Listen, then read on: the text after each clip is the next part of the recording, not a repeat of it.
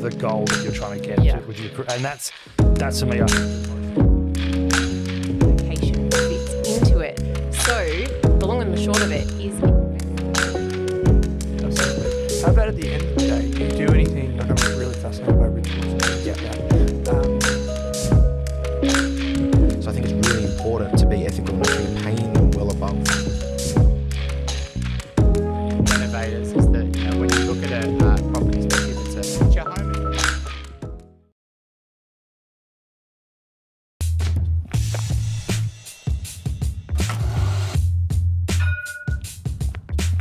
Hi, I'm Owen from Rask Australia. Thanks for tuning in to the Rask Network.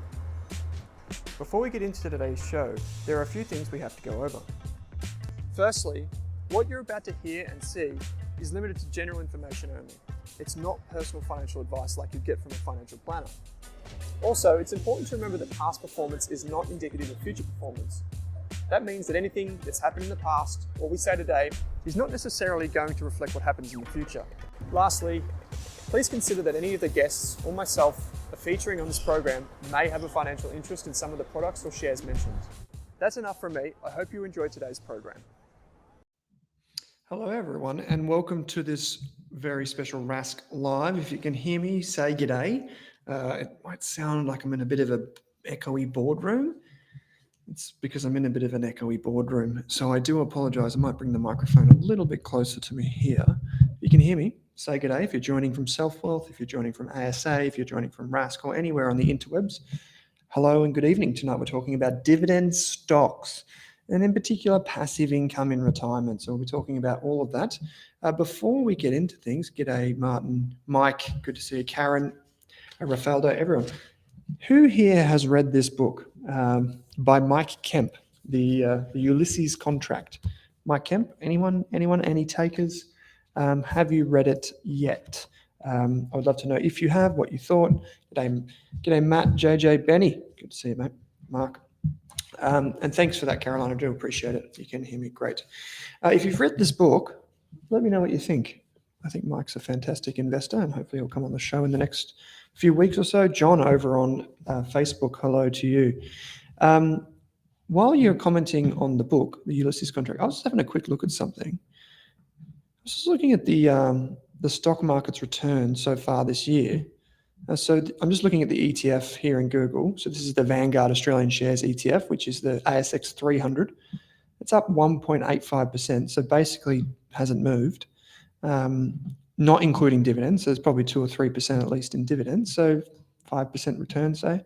But then if we look at, say, the NDQ ETF from Beta Shares, which is just the NASDAQ 100, so the top 100 stocks in the US, you can see they're up 44%. So NVIDIA, Facebook, Google, Apple, Microsoft, all these companies just absolutely thumping at home this year, 44%. It's got to be one of the biggest returns on record, I reckon.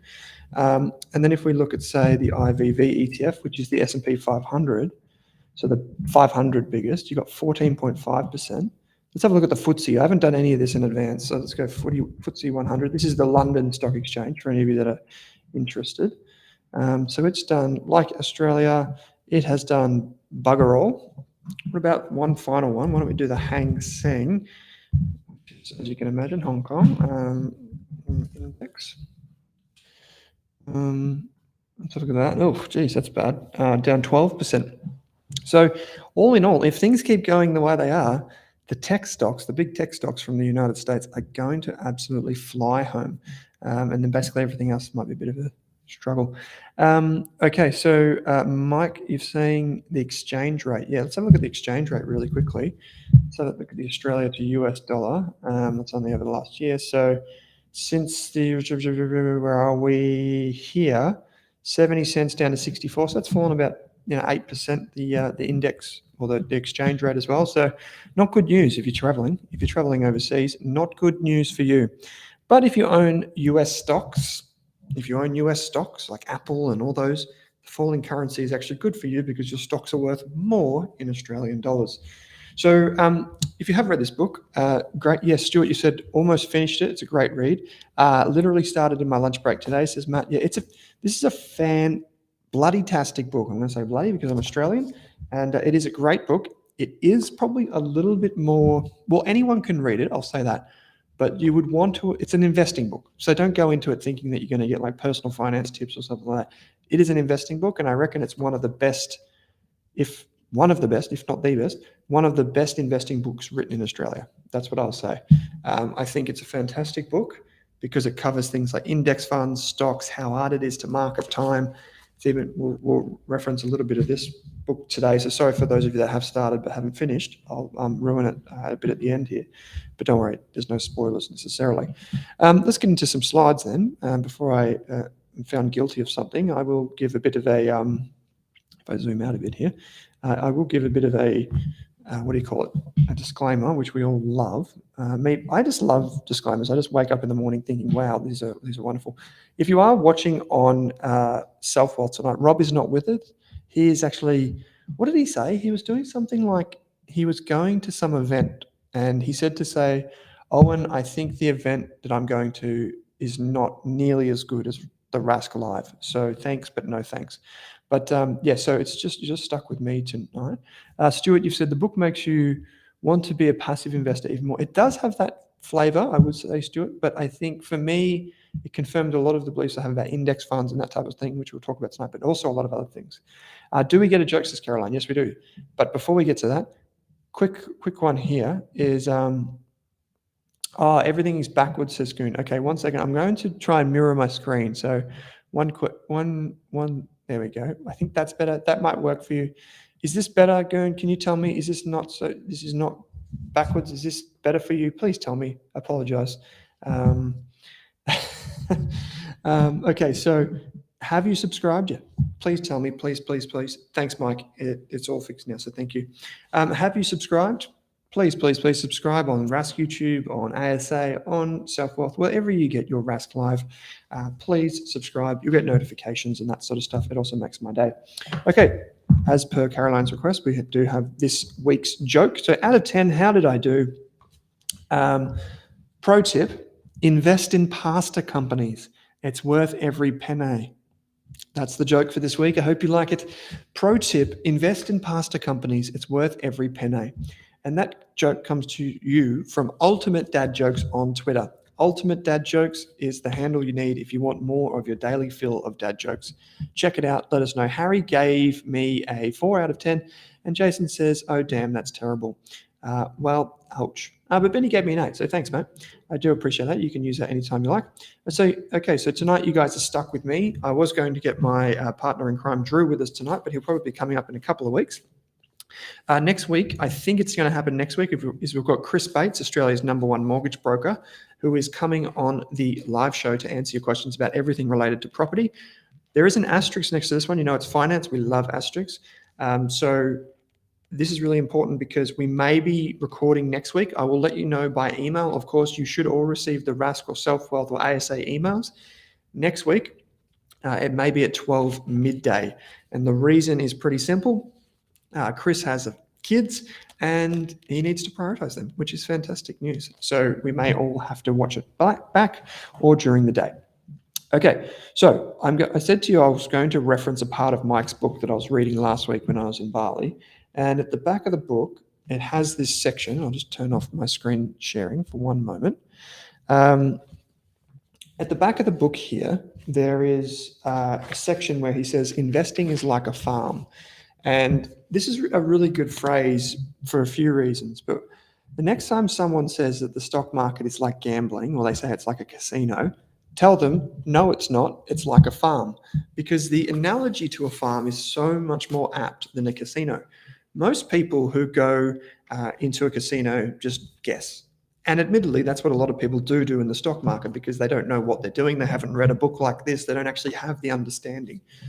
And the longer you zoom out, however, the more you realize that investing in the stock market is more like a farm than it is like a casino. It's not random. You're actually planting seeds today for something much bigger and better in the future. Or as Mike puts it, and I'm not quoting him here, I'm just paraphrasing, over your career, so while you're earning an income, provided, let's just say provided, not providing, this is why I'm not quoting him directly, provided that you spend less than you earn, you can buy your farm acre by acre. So every little bit that you save and put in your brokerage account, your farm is getting bigger and bigger and bigger. Eventually, the farm is big enough to support your family or keep expanding by itself. Your stock portfolio is a permanent source of capital. So let me explain what all this means. If you think about building your farm as your portfolio is a farm, it's got all different types of crops or whatever on it. There are so many analogies that apply to the stock market. But if you treat it as if every dollar you put in, it's going to keep growing and keep harvesting and keep growing and keep harvesting and keep growing, eventually your farm gets big enough that it can support you. And that's the whole idea of passive income. You look out the window of your farmhouse and you look out there and you see all your crops growing and all your animals or your stock doing its thing. So let's just take it one step further. If you think about it, the word stock actually comes from this idea that we used to trade stock being cattle, sheep, these types of things. We used to trade stock at the stock market. So that's why we have it. And the first stock markets in Australia, if I'm not mistaken, were set up to sell commodities, or, meat is a commodity. It's something you can trade. It was set up for wool and for these types of things. So the very idea of a stock market is from farming. It's from the agricultural community. Things like yield, we get that word from what we used to get from plants. Like if an apple tree grows and it yields fruit, or a corn tree or a corn plant grows, it yields corn, cobs of corn. We harvest the stock market for dividends. We harvest crops. There are so many things. This is just what I put together in like 30 seconds. There are so many things. And the first few people to introduce this concept to me were Steve Johnson from Forager Funds and Steve Sammartino from the Futurist. And of course, Mike brings it up in his book. But so many people do it. And if you think about it, whatever you put into your portfolio, and this is the permanent part up here, a lot of people treat their portfolio like a lottery machine. They put $1 in and then they hope some more change comes out, like they hit the jackpot. But if you think about it, the more money that you put into your farm, the more harvesting that you do, and then you reinvest the profits back into more plants and to more sheep and to more of this, the better and bigger your farm will be, better and bigger your portfolio will be. And Steve Sammartino's idea, which he was taught from a very young age when he started his own business, I think he was about 10 years old, Steve was telling me this.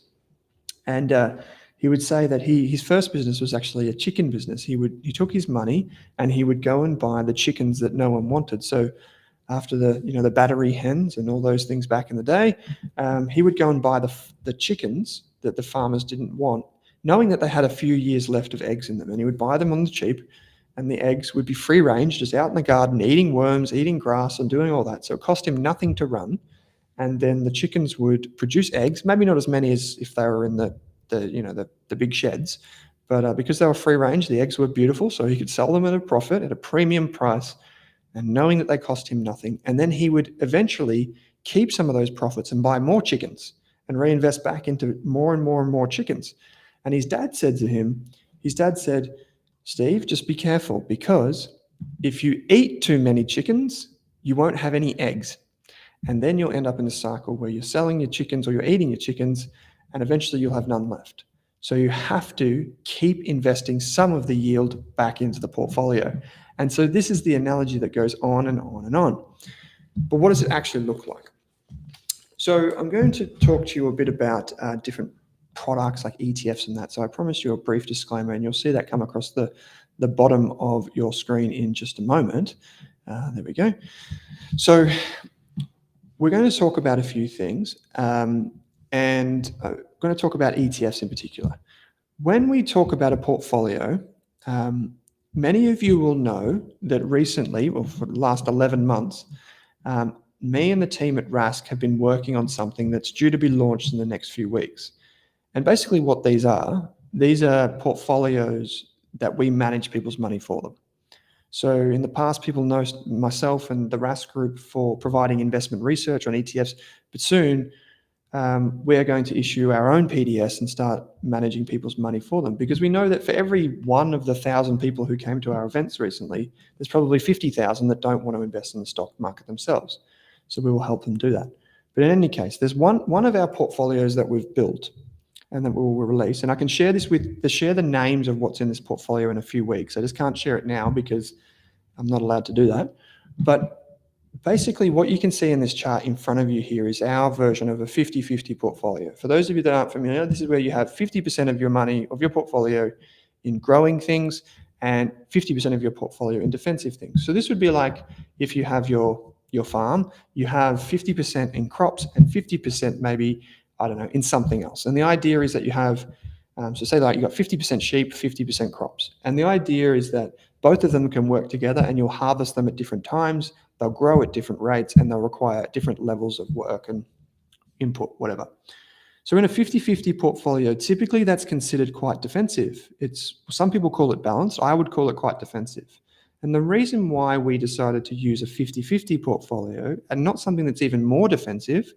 So in my industry, like if we go to, let's have a look, Australian Super Pre-Mixed. So if we go to, I think it's this one. I mean, no, it's not that one. That's a PDF, and that one's another PDF. I don't want a fact sheet. I just want to go to investment options. Yes. Okay, here we go. So what you'll find if you go to a big super fund, say like Australian Super, and I don't mean to pick on it, but pre-mixed, this one right here. So when inside your super fund, you'll see a bunch of different options. And so if you go to, most people think when they hit the age of 65 or 70 or 60, they think, oh, I need to go really defensive because that's what I'm supposed to do in retirement, defensive. And I would say that's not necessarily true, because when you're 65 or plan to retire, you've still probably got 20 plus years to live. That's statistically speaking, that's good news. So it's still a long time to invest. But if we look at some of the options that are available, so say this one from Australian Super, this one's got 16% in shares there and then 20% there, so that's 36%. It's got a little bit more growthy stuff here. So it's got about, what is that, like 40% in growth and 60% in defensive. That's rough figures, and it can change from time to time. So it's even more defensive, right? So it's got more defensive stuff in it. Now, what we find is that when people reach this stage, it really does depend on what they decide to invest in. It doesn't have to necessarily be, you know, all different types of stuff. Like Australian Super is investing in stuff that you and I can't invest in. But Justin, you said only just joined. You're on Facebook. You said only just joined. Just put the kids before bed, and already interesting and great analogies. Thank you, Stuart. You said I farm and the dividends this year have halved. Good point. They do halve, and that's why you have diversification. Sorry, not for you, Stuart, but you do have it in a portfolio. We have diversification so that our portfolios, when they go through a drought, some parts of it do well and some parts of it don't do as well. So I'm sorry to hear that your dividends have halved. But anyway, back to this. If you look at the dark shaded areas here, the areas shaded in gray and black, these are the growth side. They're the growth side, and then on the defensive side we have these different colors. So you can just see it as a representation. It's half of its growth, half of its defensive.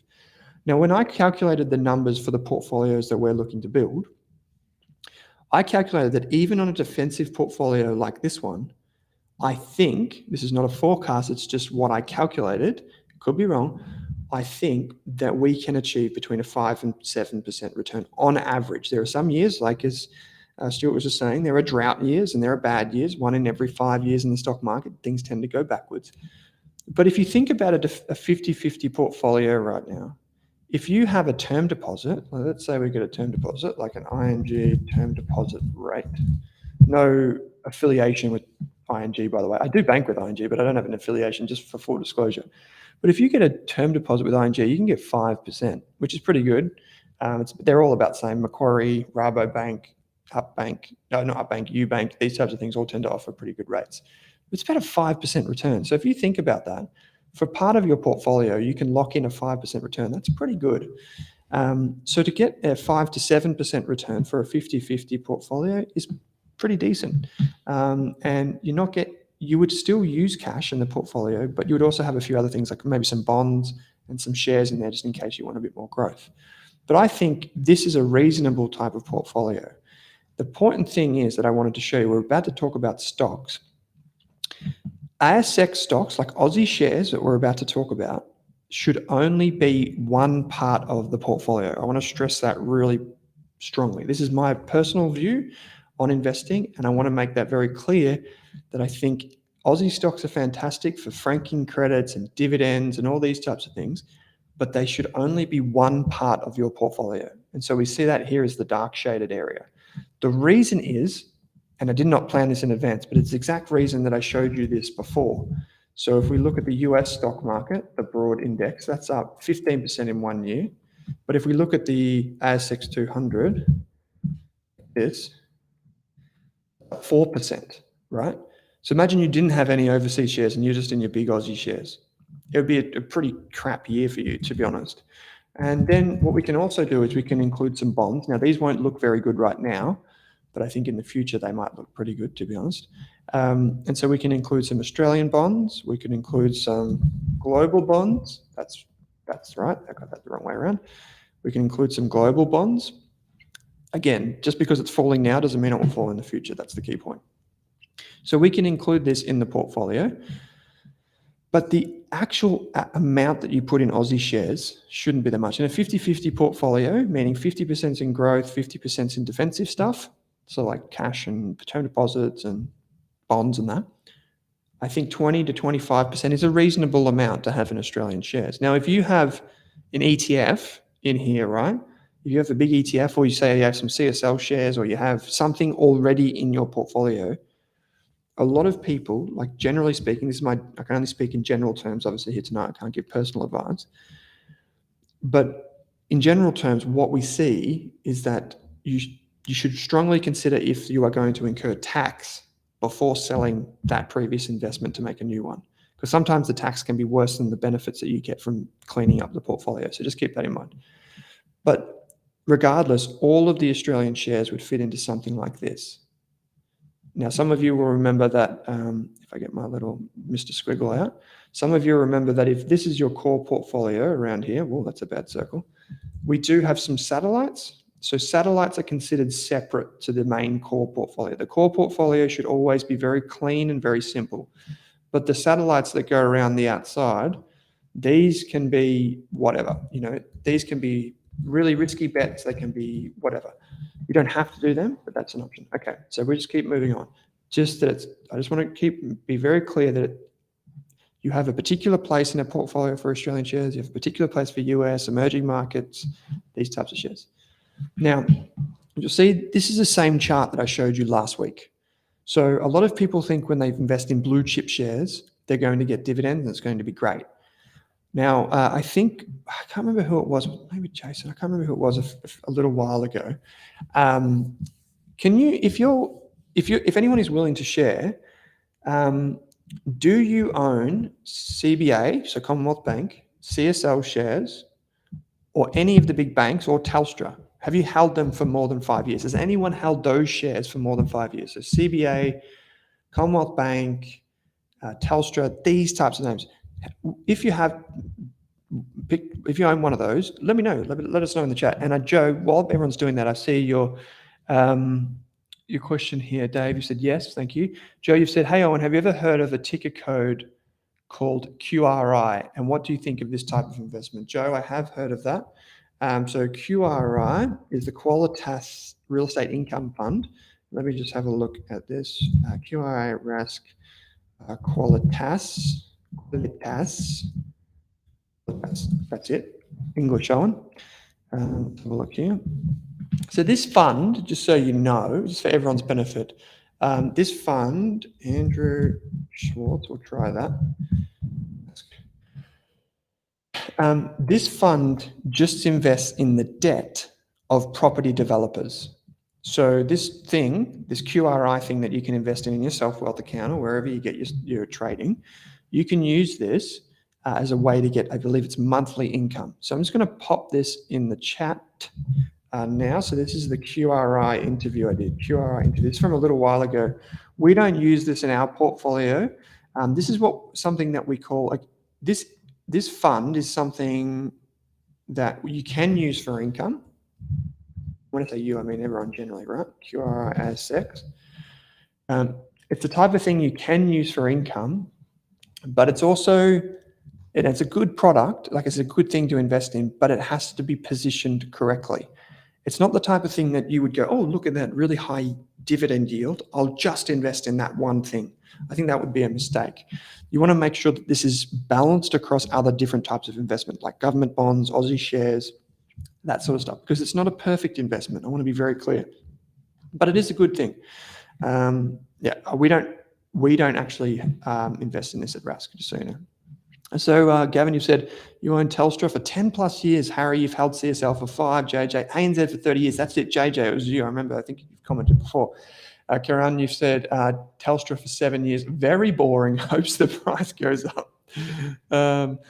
You've got Christine saying yes to CBA. Stuart, you've had Woolworths for 30 years. Stuart, of course, yes. Edwin, NAB. Okay, fantastic. So many of you have held these shares for quite a long time. That's fantastic.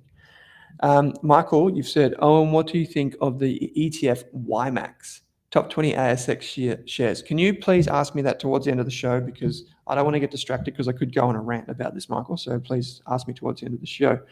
Nomad, finally, you've said, own CBA and Telstra for 4 years, happy with the dividends and growth. That's great. Well done. Okay. So the reason why I asked you to bring that up is last week you will remember that we talked about the growth cycle of companies. Last week we talked about companies like Lovisa, we talked about Xero, and we plotted the different companies at different stages on the market cycle. So companies experience like a launch period, a hypergrowth period, maturity phase.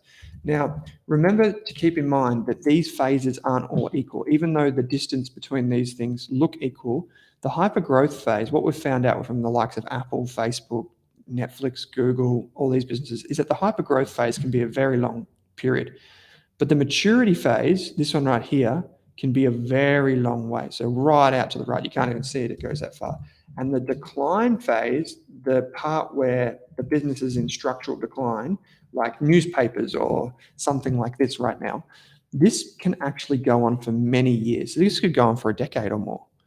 So these phases are actually quite long. In any case, I think a very common mistake that a lot of retirees also make when it comes to building an investment portfolio is they strictly look at this part of their portfolio. So for stocks. So they're looking for stocks like CBA, Woolworths, these types of, and they're fantastic businesses. And if I held CBA shares for many years, I would still hold CBA shares. You know, it might not be something that I buy right now, but I would definitely have a place for it in my portfolio if I held it already. But that's because a lot of the investors, and I'm glad you all said this, is that a lot of people bought that when CBA was here and it was growing its market share and it was becoming more dominant. The problem for Telstra shareholders is that when Telstra went to do its IPO, so CBA did its IPO in 1990 or 1991, I can't remember off the top of my head. So it did it many years ago. And CBA was probably something like here. It was a big bank, but it was growing really fast and it will continue to grow for 20 years, 30 years even. And so CBA, people who bought into CBA during the float in the 1990s have watched it just grow so fast. And all of a sudden their dividends, so we've got revenue up here, we've got the profits going, the profits going up here like this for CBA, but the dividends have also gone up. So the people who bought all the way back here have still got massive dividends along the way. Now, a common mistake people make is that, well, I'll just buy CBA today. And CBA will probably still be around in 20 years, but it's not going to grow the same way. So I want to be very clear is that when you build a portfolio, not everything in the portfolio has to be growth focused, or have to be dividend focused. There are things that go in a share portfolio that serve a different role. And I'm going to cover a couple of them tonight. Because what happens if you end up buying into a company that's done really well recently or in the past, it may not do well in the future. And I'll explain to you what you have to look for. But people tend to get suckered into things. They look at things with high dividend yields, not realizing that they're buying right here, right before the thing starts to fall away. And they're called dividend traps or yield traps because people just go for the biggest dividends and don't actually stop to think, well, hold on a second, where did dividends actually come from? So I've got 2 more slides and then we'll get into the companies. So dividends are not magic. A few weeks ago, a couple months ago actually now, I said how it's magic. The first time you get a dividend, you wake up, you roll over, you look at your alarm clock, you're like, why am I up so early? And you realize there was a notification that came through from your brokerage account or Vanguard and it said, congratulations, you've got a $50 dividend. And you're like, wow, I didn't have to do anything. I was asleep over here. And all I had to do was wake up and I've got money. And it feels like magic the first time you get it. And indeed it does, because dividends from companies paid to you every 6 months or every year or every month, depending on the stock that you buy, it feels like magic. But it doesn't just come from nowhere. It's important to understand that even in the Corporations Act, and I did have it up before, no, I've got out of it because I didn't want to bore you to death with it, but even in the Corporations Act, in Australia, legally, companies can only pay dividends if they can meet 3 rules. Number 1 is their assets must exceed their liabilities, like their debts, right before the dividend is paid. The dividend must be fair and reasonable for all shareholders. So you can't just pay a dividend to someone and not to someone else. It makes sense? And finally, even after the dividend, the company must be able to pay its creditors. So in short, what this means is the company must be a good company. It must have profits and it must be in a reasonable financial position. Makes sense, right? But here's another rule for you to consider, and this is my rule. They're optional. There is no requirement for a company to pay a dividend, none. There are rules when it can't pay a dividend, like up here, but there are no rules to say it has to pay a dividend. That's very clear. The company will set that out in something called their dividend policy. They don't have to, like Apple or Microsoft or Amazon is a better example, or Facebook is a better example. They don't have to pay dividends even if they want to. Like Berkshire Hathaway, Warren Buffett doesn't have to. He's only paid 1 dividend. So a good question here from Caroline. Actually, I'll just tackle this one from Cameron Faze. Would Myer be in a state of decline? That would be yes, in my opinion. Myer would be in a state of decline. So Myer's been in a state of decline for a few years. So they would be somewhere in this phase of their journey as a business. Let's just have a quick look at Myer's dividend yield. I haven't kept up with Myer for about 5 or 6 years, ever since it's just started to decline, really. Let's have a quick look. So we've got Myer. It's worth $400 million. The dividend yield says 9.8%. That's a very high dividend yield. And it could be the case that the business can resurrect itself, but I wouldn't be betting all of my portfolio on something like this. I'd want to make sure that this revenue growth that it's reported can continue. And if it can, then buying it could be a good idea. But at the same time, I like to see companies that I'm very confident in can grow. Okay, so continuing on, Caroline, you said, what do you think of the strategy dollar cost averaging into a high yield ETF, then reinvesting the dividends from there into Aussie and international ETFs? I think that's fine. Just so we all are aware, I said in the headline for my email today that you can forget VHY. I actually think that VHY is a fantastic ETF for retirees. VHY, it's the Vanguard yield. But the purpose of tonight is to talk about retirement stocks, not about ETFs. But I think this ETF, dividend ETF, is the one that I like. But I also do like VAS or A200 or something like that. So that's a good question. Okay, I'll keep going.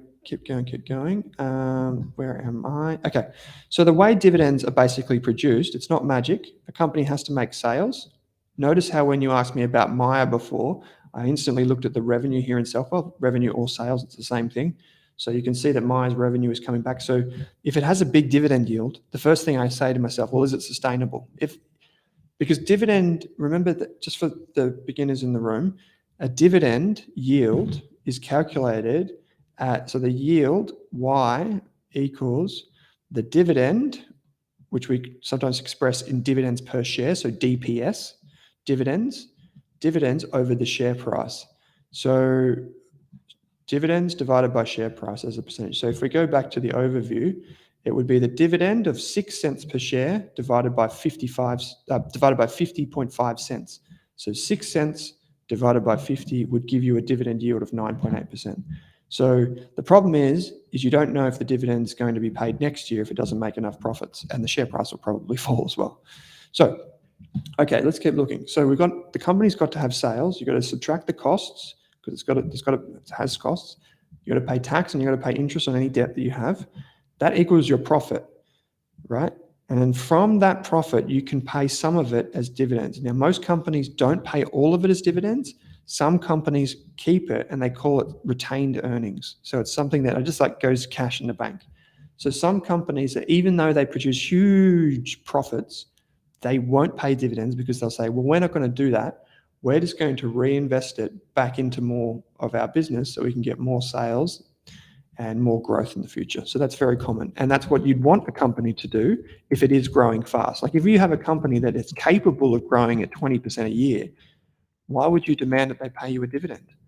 Just tell them to keep reinvesting back into the business so they can get 20% growth next year and the year after and the year after. And a lot of people miss that. I was chatting to the founder of Behavioural Finance Australia. His name's Simon Russell. Simon is a fantastic speaker if you've had the chance to speak with him. Simon Russell, Behavioural Finance. This guy here, and I'll just get him up on Rask. He's written some books as well. This, I think it's this one right here. Yeah, okay. So this, I'll just share this in the chat. This is for, it's coming into the chat now. I know you're on a bit of a delay. This is on Our Australian Investors podcast. In this, he talks about things that, like, one of the biggest biases that retirees face is that they forget that it's just as tax effective to sell a share in order to fund your retirement as it is to receive a dividend. We just have this psychological bias towards dividends. Of course, you don't get franking credits and that sort of stuff. Kieran, you've asked a good question. Speaking of franking credits, from where is the franking credit paid? So this, notice how in this workflow, this waterfall here, the company would pay tax, Kieran. So there, at this point, a franking credit would go over to the ATO and it would be stored under your tax file number. So that then when the company pays dividends to you, this is you here as a little stick person. Look at that. I can even draw them tonight. There you go.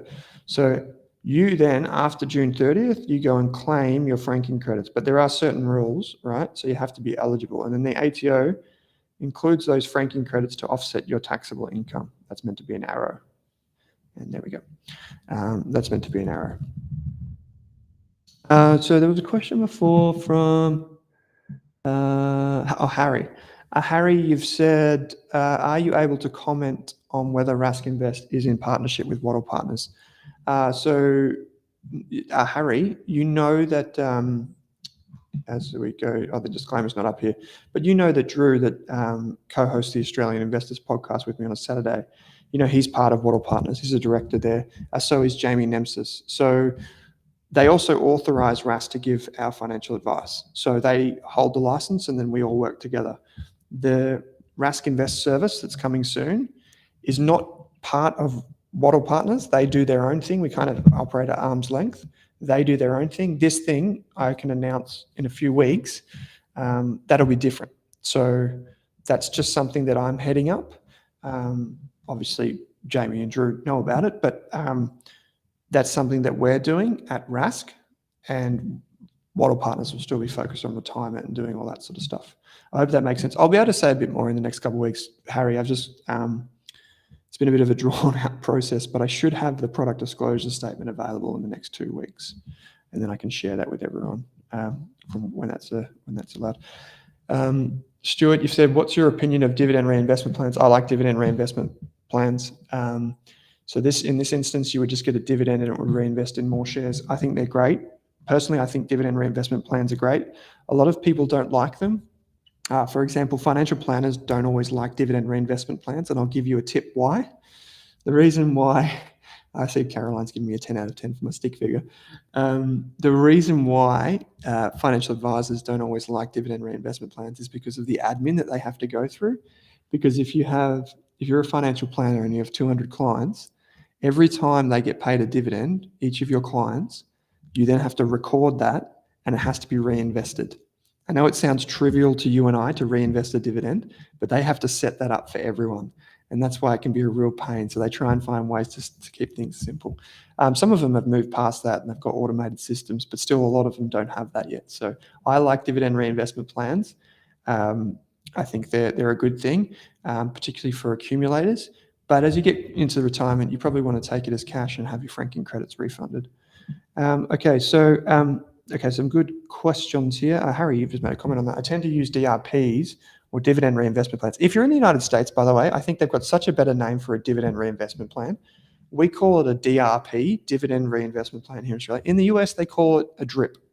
I just think that's such a better word, isn't it? A drip. It's like drip feeding your investments, drip feeding your farm. So I think that's fantastic. Harry, you've said, I tend to use DRPs when it is, when its business, I think, has a lot of growth potential and the DRP is issued at a discount. Yeah, so Laser Bonds DRP is a 5%, which is nice to have. So you can also save on brokerage when you do a DRP, because a dividend reinvestment plan. By the way, what the heck is a dividend reinvestment plan? So a dividend reinvestment plan is just you take your dividends and it's automatically reinvested, and you set that up through your share registry. So that would be like Computershare or Link Market Services. You know that company that keeps sending you those random letters in the mail and you're thinking, why do they send me mail all the time? That company, that's the one where you go to their website and you log in with your shareholder information and you set up dividend reinvestment plan. And Robert, yes, agreed. A DRIP sounds a lot better than a DRP. Okay, guys, it's taken a long time to get to this point. I'll just keep waffling. Anyway, I want you all, if you can just quickly drop into the chat, which of these companies do you want to start with for us to run through a bit of a dividend checklist? So just put the name in the chat. So we've got Dicker Data, or if you're in the United States, you might say Dicker Data. We'll go with Data because I'm Australian. Wesfarmers, Cochlear, Washington H. Pattinson. We've done that a lot, so probably not that one if that's okay. Macquarie, Lovisa, SmartPay. But if enough people vote for Washington H. Pattinson, we can quickly run through that. Okay, so Wesfarmers looks popular. Harry did vote for Washington H. Pattinson. We can do that in a sec. Verghese, you said dividend reinvestment tends to average the cost of shares over highs and lows. Yeah, perfect dollar cost averaging. Great, well said. You said Cochlear. Okay, interesting. Judy, you've said Dicker Data. Oh, this is right. For anyone who, I'm going to just quickly get something up. 1 second. I've forgotten about something that I needed to say to you tonight. Well, I didn't need to say it to you. I wanted to say it to you. I want to offer you something that I got. Where are we? I got something for. Where is it? And you can get it for free. Okay. Wait, where is it? Sorry, guys. This will be worth it once I tell you what it is. And you'll be like, this is fantastic. So I do have something that I may be able to offer you.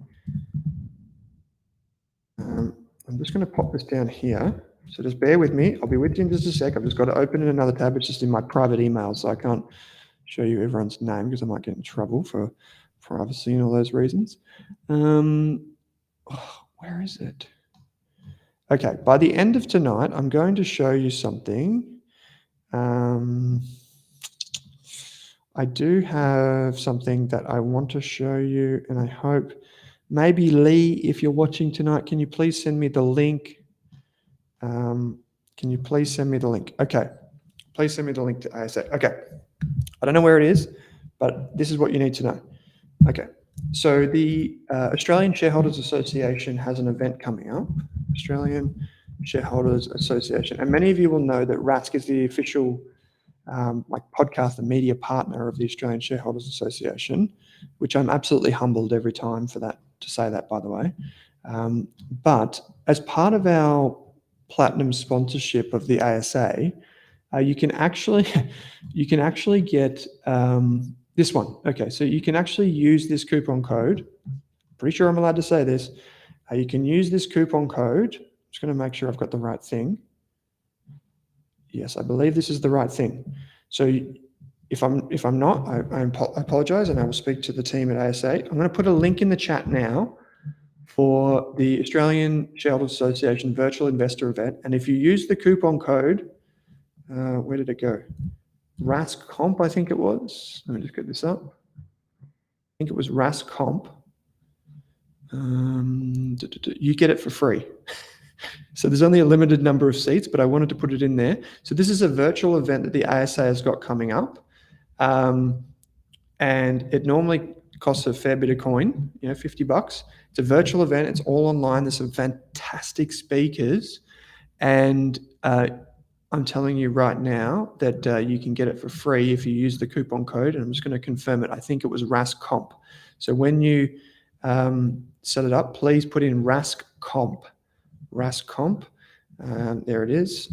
Okay, I've got it right here. And that gets you the ticket for free.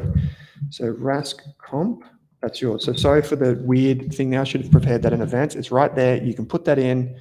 It is yours. Okay. That doesn't work. I apologize, and you can bug me for it next Wednesday night. There's also an ASA webinar coming up tomorrow on identifying sectors and trends in the market. So check that out on the ASA website. But you just go here to the ASA website, chuck it in. Bob's your uncle. He might not be your uncle, but you get the picture. So Martin, you said ASA survey is about to crash, just like the Vanguard website a little while ago. Okay, so just to give you a quick flavour of who I'm speaking to as part of this. So Steve's going to be there, Danielle's there. I'm speaking to Jim. I've already spoken. There's Kate. I spoke to Data last week. I spoke to Seb the other day. Pete and Andrew are going to go head-to-head in property. Ryan, I'm doing a podcast with. There's Jamie there. Karen, who was in the chat last week. Karen was in the chat. That's fantastic. I'm doing a conversation with Gurav. And, of course, I'm interviewing Richard White, the CEO of WiseTech Global, on Monday. So that will also be included. So basically, Rascomp works. Thanks, everyone. Thanks, guys. You are welcome. Thanks for taking that up. There's only a limited number of tickets that can be used that way, but we get them because Rask is a platinum sponsor of ASA. So I'm super excited about that. Anyway, let's get back to the topic at hand before I get so distracted by everything. But please use it because that's why it exists. The ASA is trying to collaborate with Rask, and we're trying to collaborate with them so we can bring more education to ASA, and ASA can expand its reach and do all the great work that the team and the community behind the Australian Shareholders Association are doing. Not another property rant. Fantastic. Okay, so I'm glad you guys have all got that. Anyway, let's move on. We're going to talk about Wesfarmers. So if we're going to look for a company that could have dividend potential, what the things that we want are, and I'll bring up my Mr. Squiggle again, growing sales, because you saw before, you need sales to go up in order for dividends to go up.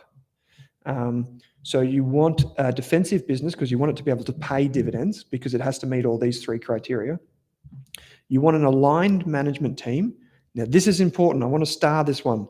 Harry mentioned Laserbond before, which is the small cap company. I really like that business. You need aligned management, and here's the reason why. If you have a CEO or if you have a board of directors that own lots of shares in the company that they run, so they're like founders or families, or they just own a lot of shares. I want you to remember this. People love dividends. Even if you're a founder and even if you're a CEO, you love dividends just as much as the next guy or gal. So if you can find a family or you can find a CEO that is also the founder, chances are they're going to want dividends in the future. So find them and stick with them. And so all of these, Data's got a founder CEO. Lovisa's got not the founder, but a major shareholder in Brett Blundy, who owns 40%.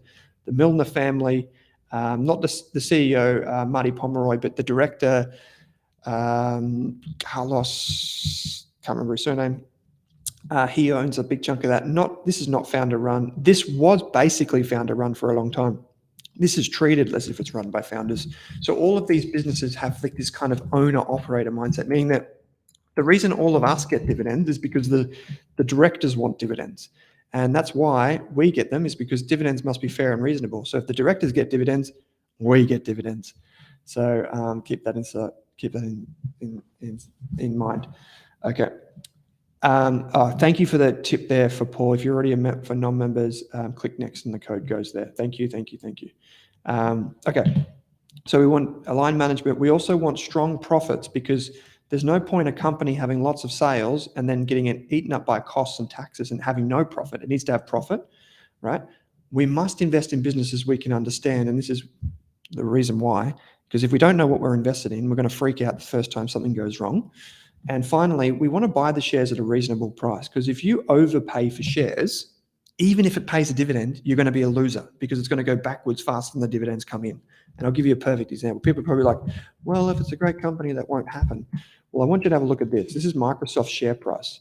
Looks stupendously wonderful, right? But remember this. In the dot-com era, when its share price was absolutely outrageous, it was $58 a share in 1999. That's literally the last day of 1999. $58 a share. Let's fast forward. It fell all the way down to around about $23. And you'd have to go on and on and on. And then by 9 years later, it was down to $17. So this is 9 years after you bought it. It is down by 60%, and it is still down 9 years later. So much for the world's greatest technology company. Keep going, keep going, keep going, keep going, keep going. All of a sudden, it's just the blink of an eye, and it's 7 years later, and all of a sudden your shares are back towards near what you paid for them.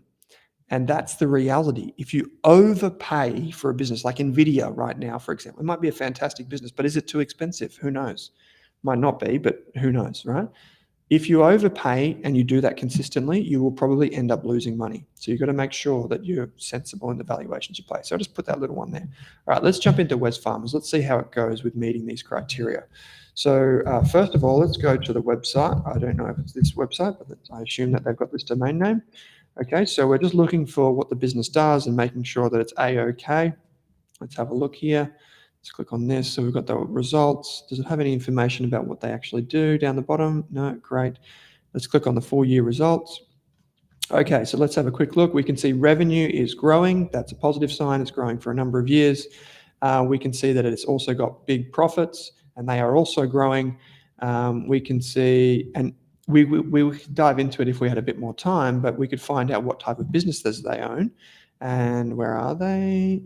Mentioned here. No, where's the summary? Here we go.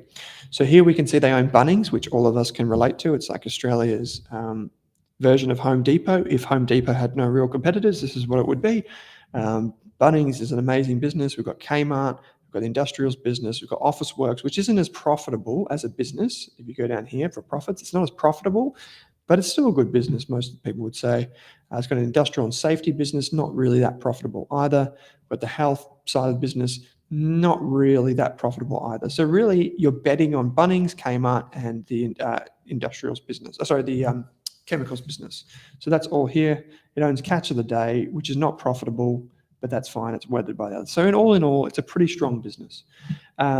And ultimately, you would say that it's growing because it's Bunnings, it's betting on housing market, it's got retail, which is very strong.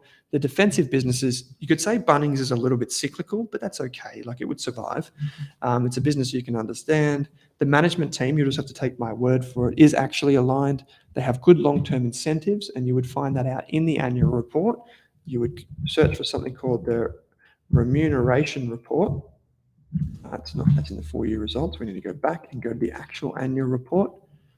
We'll get it up here in market index. Thank you, market index. This.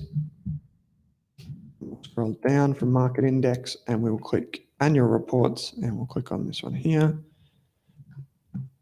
I just want the PDF, please. Market index. There we go.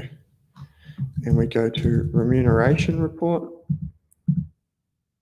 And you can see all different aspects of why they are remunerated, and you can see how they are remunerated. One of the key things that I look for in every business that I look at is I always look at how long the board of directors and the key management team have been there. The longer they've been, typically that's good for me because it shows a good work environment and it shows that they've got the tenure to back up their growth plans. A lot of CEOs and these types of things these days are only in their job for a couple of years. And that tells me that their board of directors is like doing the wrong thing because they're not incentivizing the board, or there's something to do with their workplace culture. I'll give you another really good example. By now, everyone would have heard how Qantas and Alan Joyce and the business has just been it's just been a mess. I think that's fair to say. The business has been a complete mess. Now, if you think about it, Alan Joyce, this is A for Alan. Alan Joyce should be responsible to the board of directors, but it seems that the board of directors kind of just the board of directors themselves lacked accountability to the shareholders. That's why the board of directors is there. And so even though everyone's blamed Alan, it's also fair to blame the board. And so what we want is a good relationship between those two parties, but not something that's just like everyone's being spoon-fed. Okay, so we've got with Wesfarmers, we've got aligned management, we've got strong profits. The way you can look at cash flow, so even though I said profits before, I just want to double click on another thing, comprehensive income. That's not coming up. Come on, comprehensive. Surely we're in here. I always use Command F on my keyboard because I deal with so many annual reports. I use Command F. I'm on a Mac. If you're on a keyboard, it's Control F, and it just helps you find key phrases. And I always put in comprehensive because normally comprehensive is the only time it appears in the PDF is when you go to the comprehensive income statement. So I use that just to quickly jump down here. So here we can see Wesfarmers, and I'll zoom right in for everyone, including myself. You can see Wesfarmers has a lot of revenue and sales. It's growing. You can see where they're spending their money, and you can see down the bottom here that it's very profitable. All right, so that's down here, $2.4 billion. But we also want to make sure that on the balance sheet right here, that it's got some cash. Yep, it's got some cash, but it doesn't have a huge amount of debt that's due right now. So it looks like there's no, see, this is the debt section. It looks like it doesn't have that much debt due right now. It's got some long-term debt, which is fine. That means that if it goes under non-current, it just means that the debt is due after 12 months. So that means they've got time to refinance and do all those things. But if we go down to the cash flow statement, the number one thing that I'm scanning for here is the cash flow from operating activities. This line right here, I want to make sure that that is positive. For me, that has to be positive if I think this company is going to keep growing. It has to be positive. This is basically saying the cash that's coming in and out of the bank account, right? So we take this cash amount and then we subtract the amount that they're investing for the future, cash flows from investing activities. If you have these two figures, that should be positive, right? So I hope that makes sense. Yeah. Stuart, you've said, Stuart, first of all, you said Alan answered to the board, but it looks like he controlled them. Do you agree? I would agree that the reality is that in the board of directors at Qantas, it would seem to me, it's just my opinion, that there wasn't enough accountability. Alan should report into the board, not the other way around. Craig, you said Cochlear is a great company. But its PE ratio is too high. I can talk about that in a second. CP, you said, how do you assess executive compensation? Do you prefer stock-based compensation? So if you go into, that's a great question, CP. So if you go into Market Index, one of the reasons that I love the Market Index website, if you haven't already bookmarked this website, go and do it. It's a wonderful website. The Motley Fool also has this, but this one in particular I like as well. So the Motley Fool, all this, they're free websites. You can actually go into the director's interest section down in the page, and you can see what the directors currently own. So this is really interesting. You can see it. It's right there, right? And then you can see who the biggest shareholders are. And normally if it says nominees, that means it's like Vanguard or BlackRock or one of those big index funds, just so you know. And so you can actually go through, you can read their bios, and you can actually see what shares they own. Now, when I look at the annual report for a company, CP, what I actually look at is I look at, I read the remuneration report, and I want to make sure that when people are getting paid, like we can see here, I want to make sure that not the directors so much, but the executives, I want to make sure that the executives are getting paid in a way that is reasonable. So what I mean by that is, like in this case, I want to make sure that they have incentives to grow the profits of a company. They're not just out there trying to, we want to sell 1 million shovels this year. If you give someone an incentive at Bunnings to sell 1 million shovels, they're going to sell 1 million shovels and no rakes, because that's their incentive, right? It's the same if you have a company and you say to the CEO, I want you to grow sales 100% this year. The CEO thinks to themselves, how can I grow sales 100%? That seems really big. I know what I'll do. I'll go and acquire Mitre 10, or I'll go and acquire another company, not really giving two hoots about what happens in a few years. It could be a terrible thing for shareholders in the long term. So what we're trying to find out is, how do you incentivize people for the long-term benefit, because we are long-term shareholders? And the way I like to see this is I like to see the board of directors set the performance of the CEO in line with things like earnings per share, so profits per share, profit margins, and long-term revenue growth, so over like 3 or 5 years, not over the short term.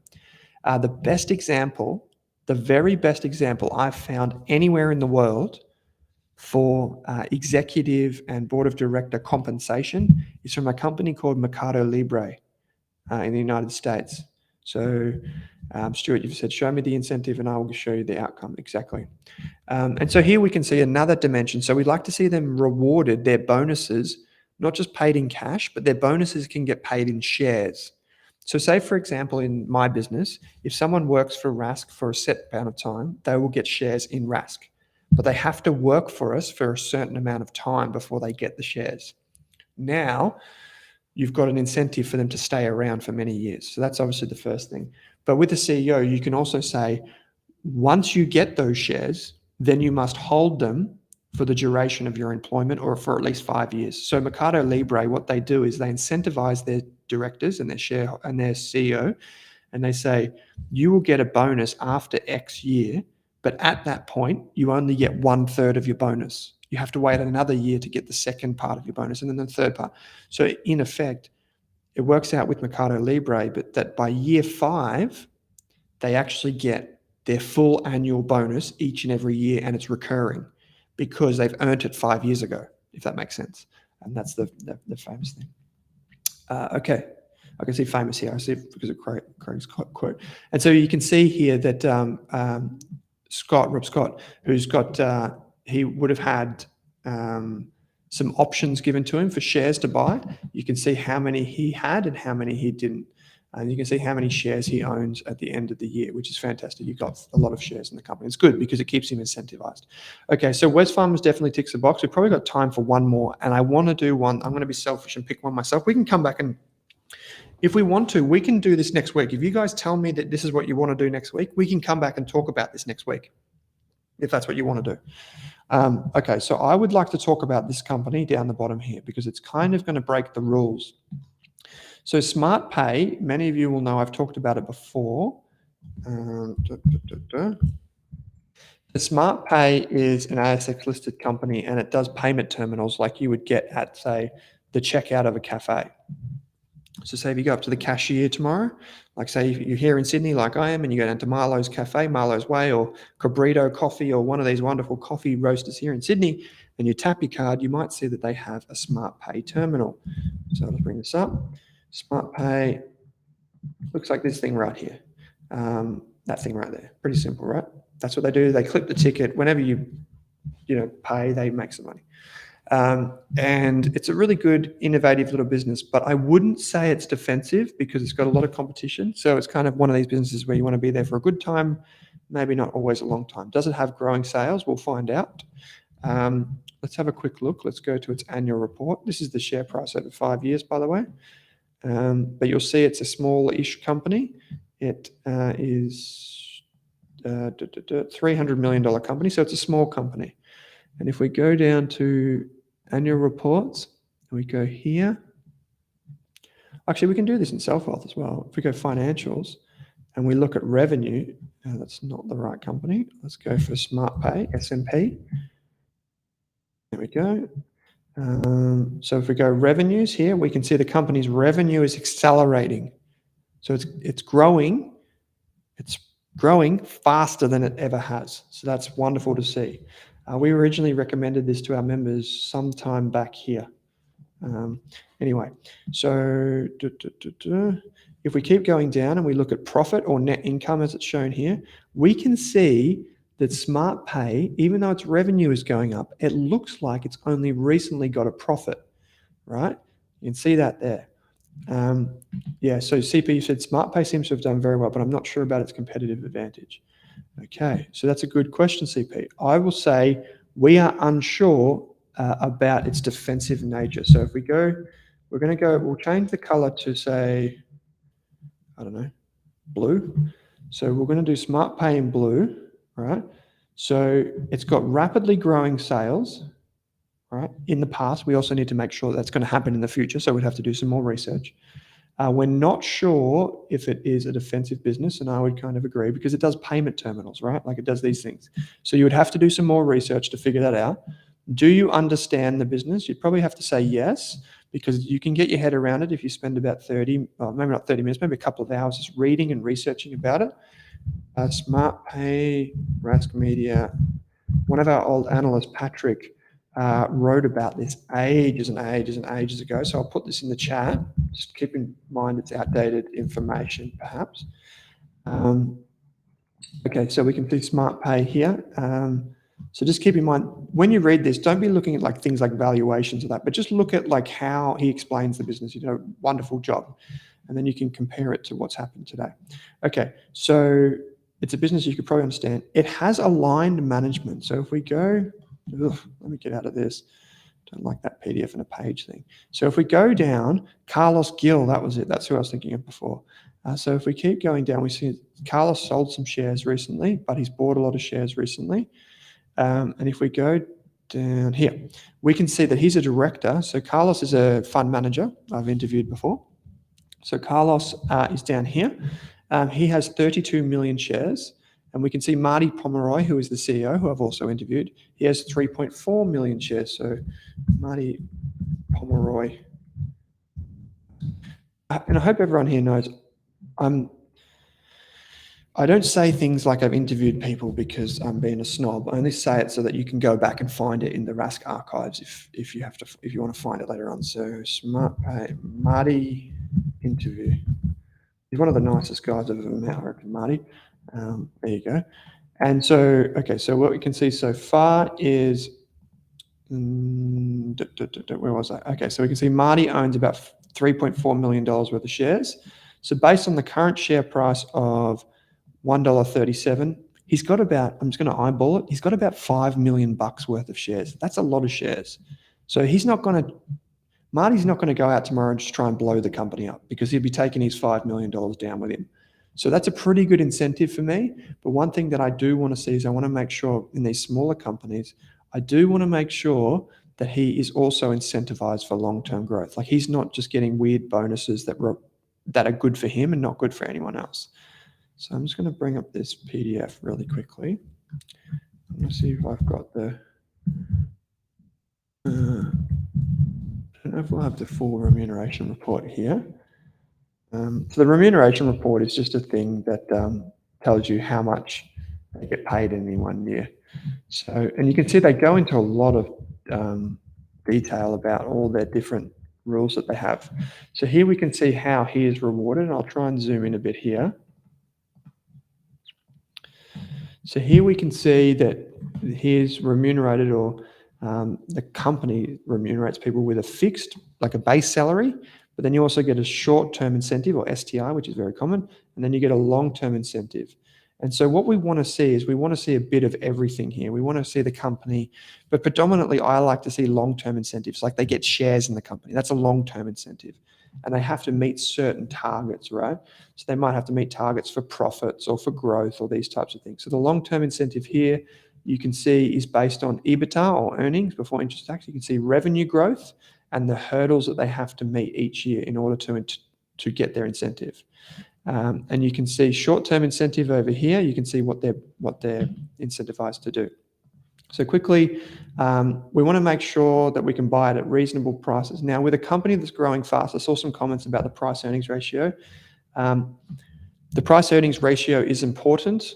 If we go back up, remember that the price-earnings ratio is important. Please go back and look at last week's episode. And we've seen, guys, we saw this, right? What does this look like to you? We've seen the sales go up, or the revenue go up, and we've seen the profits go from break even and grow through that.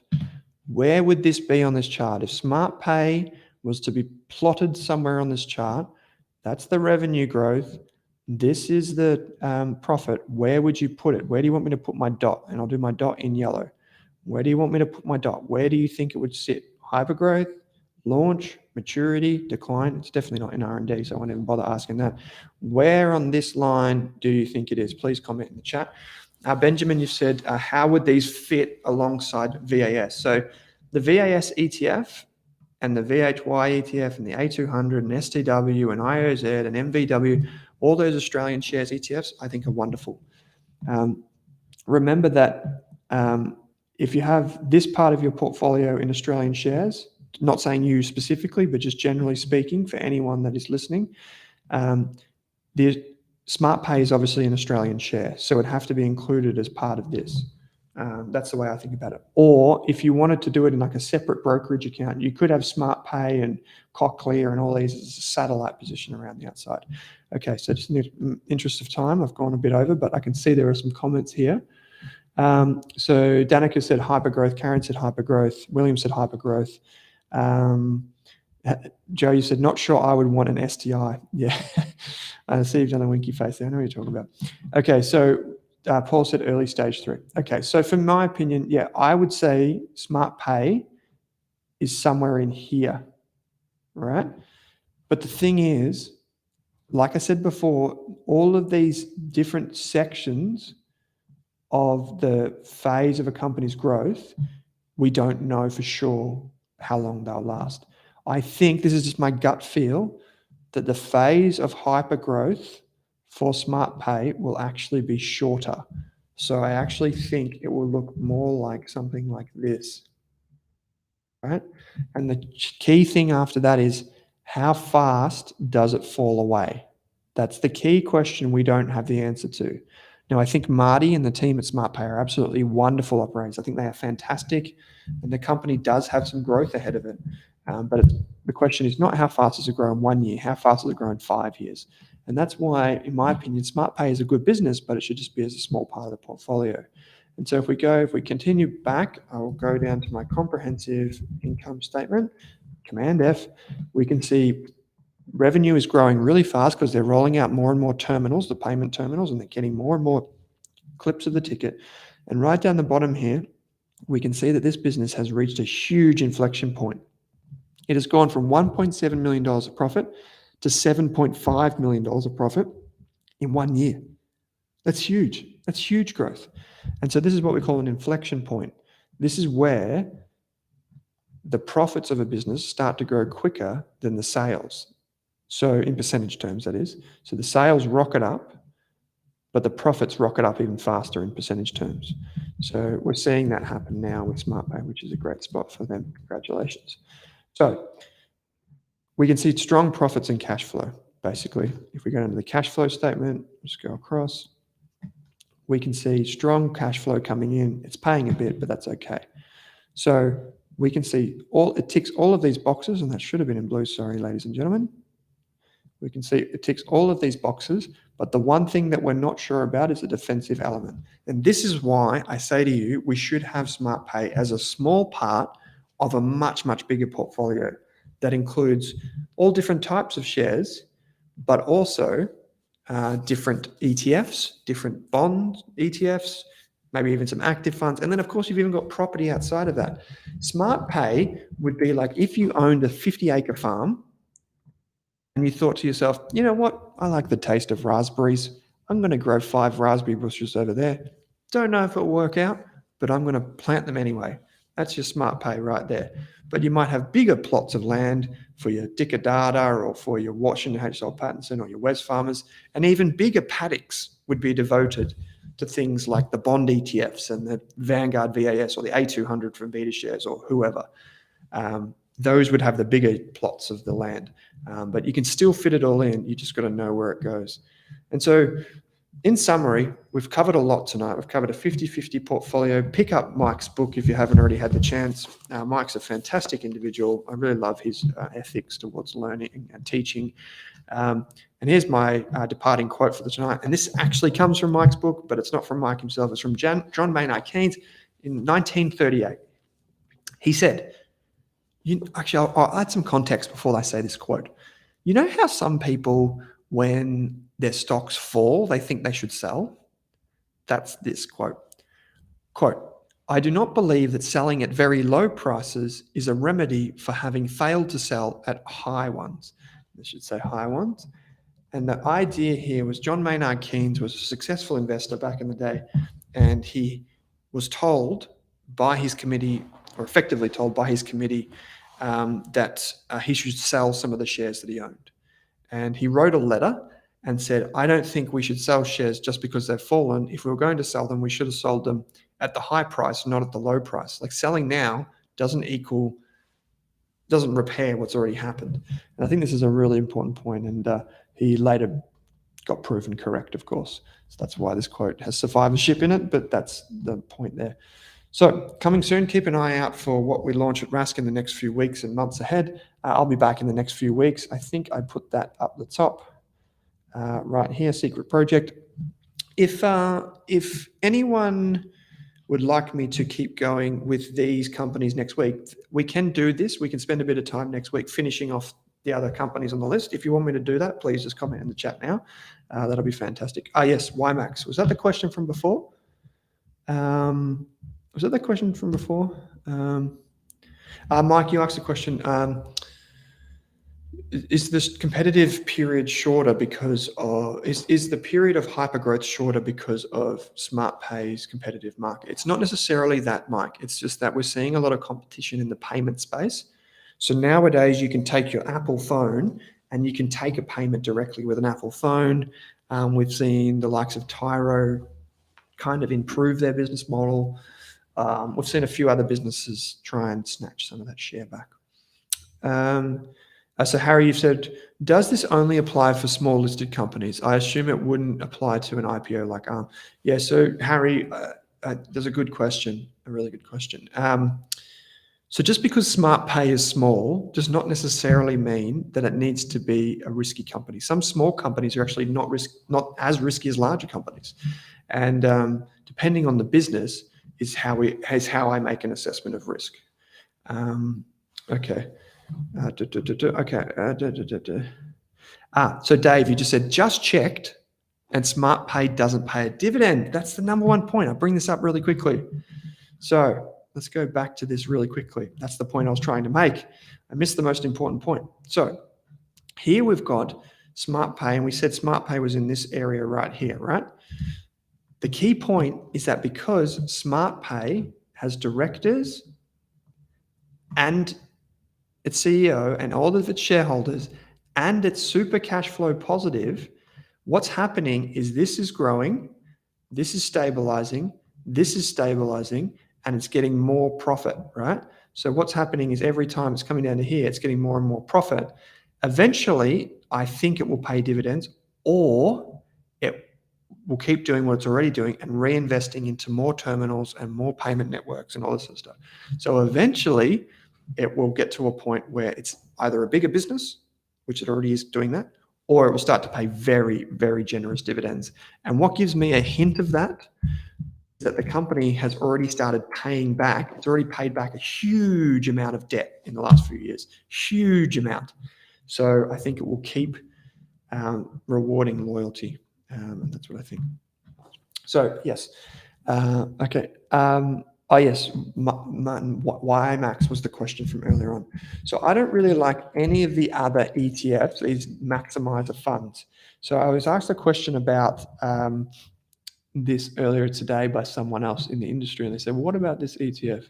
And I always get confused between this one and the harvester one. So I'm going to make sure that I've got the right one before I think. Yes, okay. So these types of strategies, the covered call strategies, so basically what happens, just really quickly, what they do. So these ETFs, in effect, what they do is they buy a core portfolio of shares, and then they use options contracts over the top. And so you have this core portfolio, and then you have options that go over the top, and they use those derivative contracts, that's what they're called, not to give it too geeky, and they use those contracts to try and increase the income, right? So you have the core portfolio, which pays dividends, and then over the top, they have derivatives trading back and forth. And the trading of those derivatives is supposed to increase the income. But here is the final thing that I'll say. This is what you can do anytime you're confused. So if you go into something like, say, Vanguard Fund Compare. Remember we blew this website up a few months ago when everyone got in there and we overloaded the website. That's what I'm going to try and do right now. So Vanguard Fund Compare, WiMAX. And I'll compare it to another beta shares fund, which is just the A200 ETF. So this ETF here is the WiMAX, and this one is just the vanilla one.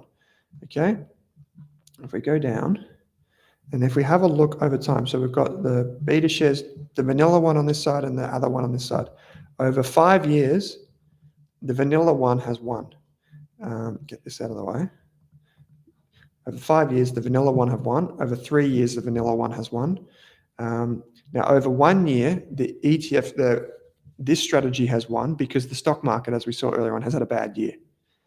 So the only time in my history that these types of strategies work is when the market is kind of trading sideways, which is not that often.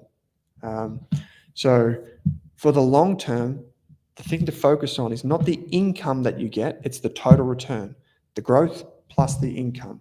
Because if we look at this, it's going to show us. Let's have a look.